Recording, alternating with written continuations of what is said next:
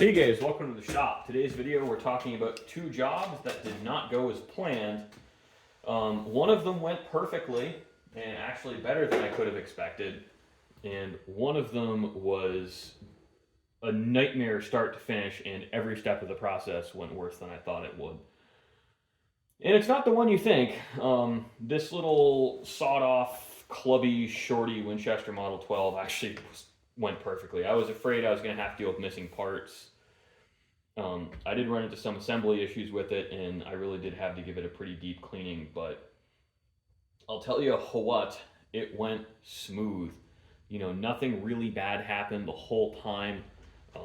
It was a godsend and a refreshing change of pace from some of the other jobs that have been coming in lately.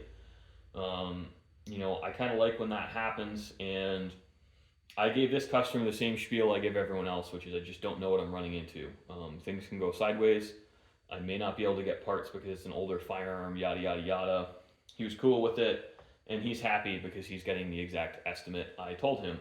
Now, I did not cut this shotgun down. Someone else cut this down, probably because it looks like it got dragged out of the bottom of a lake. Everything's pitted pretty deeply on it. And they did this kind of matte bead blasted blue because it really obfuscates everything unless you're looking close. Now, in all honesty, I think this is actually really entertaining, and this thing is optimized to shoot trash with. If I were on the market for a quite literal trash cannon and I just wanted to shoot garbage, I might try to snag this off the customer. I think it's hilarious because it's just so stupid. I mean, it's just like, this thing's just dumb, but I love it. That's just different strokes for different folks. I know I posted it on my Instagram, and it's like, man, I got a couple like really angry DMs from people saying I shouldn't do this to guns, and I ruined some poor guy's shotgun. I didn't cut it down. I just enjoyed throwing it back together because it came here in a bag. But it's good to have a good laugh about it. Now, this side-by-side is actually an Emil Kerner and Son, I think, or it's an Emil Kerner. Side-by-side shotgun is the whole kit and caboodle. Yes, it's mostly in frame. I mean, this thing's friggin' long.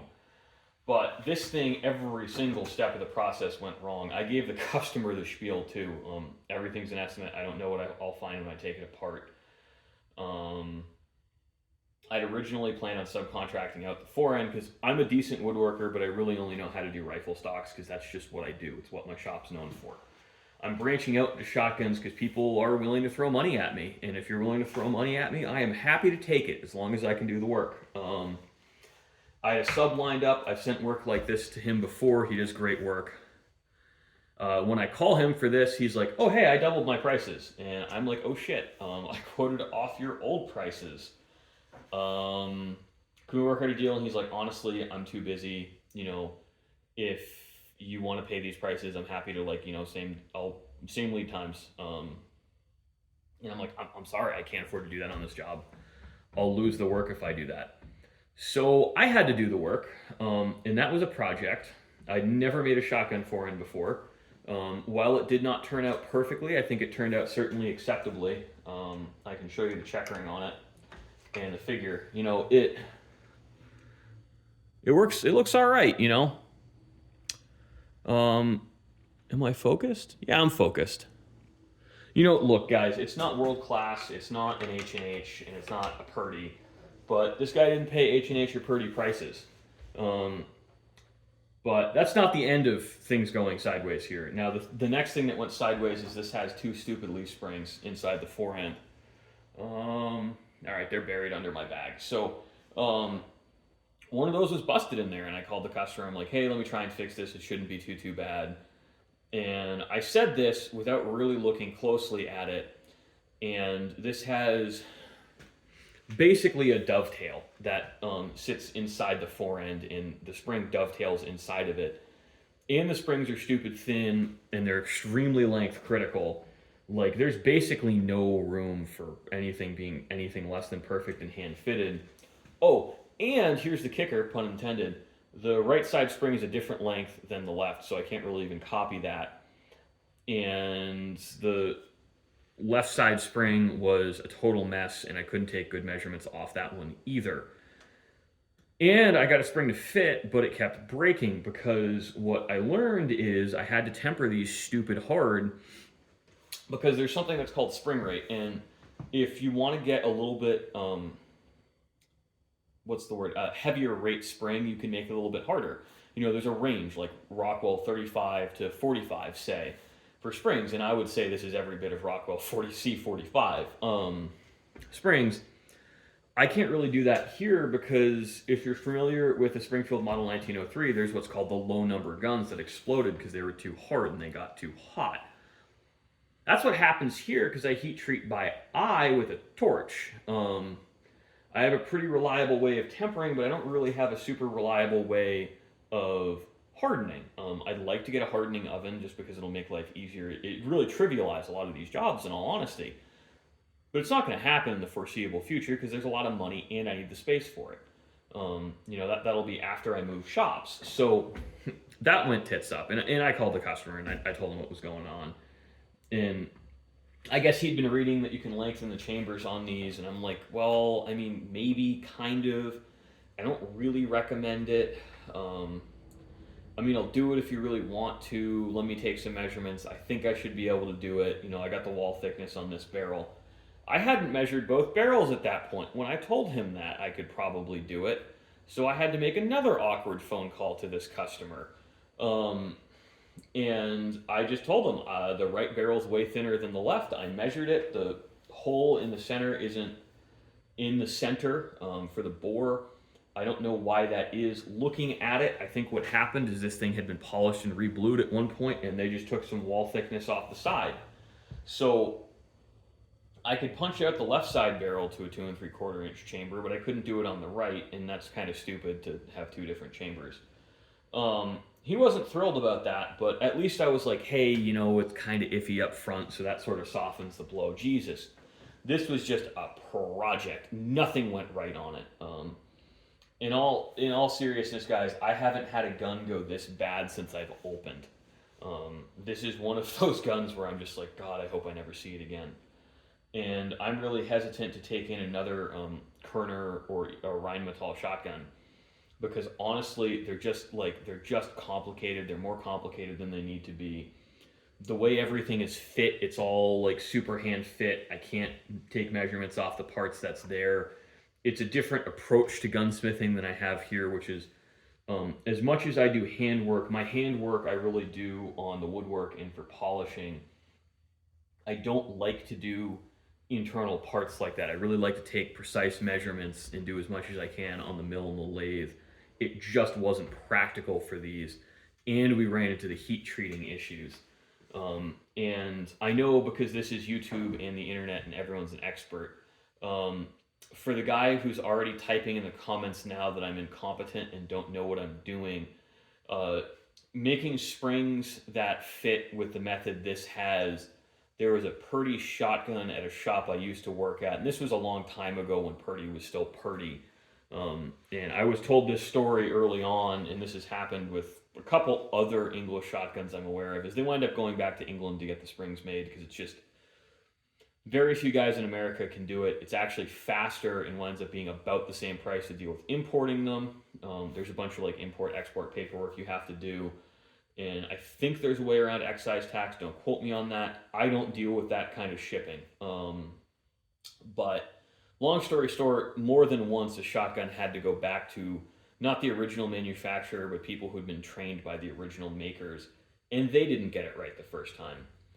So I just flat out told the customer that. It was like, hey, I'd rather just send this out as an extractor only gun than do bad work. Ultimately, it softens the blow because as it turns out, what he told me after this is he'd called 3 other shops before me because he didn't want to drive all the way to where I am in New Hampshire. And they all said no. And I understand why they said no, and I wish I said no too. But I didn't. So this is where we are, and this is what we had happen. And it's really not the end of the world. It could have gone a lot worse. I mean, the guy's getting a functional shotgun back, and,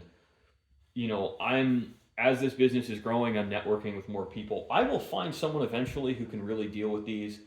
And in an ideal world, I will hire them instead of trying to get that capacity, or having to deal with subcontracting. Because really, like, um, I'm up year over year, almost every year.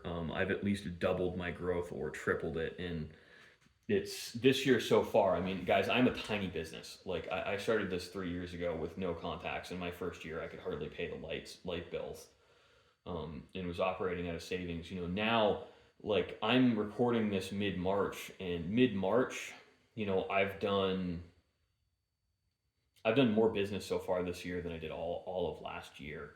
And last year was a really good year compared to my first year. So it's just crazy the growth here. I'm hoping to maintain that. And part of it is because I just make the hard phone calls to customers and tell them this while the job's in process. Instead of fiddle farting around and trying to, blow smoke up his ass or scramble. And there's a shop I no longer let subcontract work here because he blows smoke up his customer's ass, and he tried the same thing with me, and it's not going to work. Be straight with your customers, and they might not always be happy, and they might be mad at you, but they'll at least respect that you took the time to be transparent with them. And that's kind of the lesson with these, is like transparency and conflict resolution skills are really important when you run a business, and being humble enough to just point blank tell people, I'm sorry, I can't do a good job on this, and I don't want to do a bad job for you. So thanks for watching, guys. I hope you enjoyed. I'm going to have a little bit more in-depth, deeper dive posted for each of these two guns coming up. I might release them all three on the same day. I don't really know. And I'll probably link either in the description or a pinned comment. I haven't decided how I'm going to do it yet. Sometimes I started doing this. This is totally an aside, unrelated to the video. If people post something exceptionally stupid, sometimes I like to pin the comment and not respond to it, because it's really funny watching you guys tear each other apart. And it reminds me a little bit of Lord of the Flies, and I get a good hearty chuckle out of it. But sometimes people have something really, really insightful, and it's very good for the contribution in the discussion. So I like to pin those to make sure people can see it, especially once we have, like, I have one video with like a couple hundred comments on it now. For the most part, it's under 10. It's pretty easy to flip through. This is a small channel, but it's growing. Knock on wood. Knock on wood, the business keeps growing too. It's, with the year we're having, God knows what's going to happen. I'm operating now, and I'll talk about this again in another deeper video. I'm operating now like we're just headed into a massive recession. I've canceled any planned upgrades and being really careful about what I spend my money on. And I don't like operating that way, but I think I need to do it, and I need to be safe, because if we don't go into a recession and things get better, what will happen is I just have a bunch of extra cash reserves, and if an opportunity arises, I can take advantage of it more easily. But if no opportunity arises, I do have those cash reserves. If you get sick or hurt or whatever, it's nice to have some operating capital in your back pocket. So thanks for watching, guys. I hope you enjoyed. I really do hope you guys have some good comments and insightful we can share.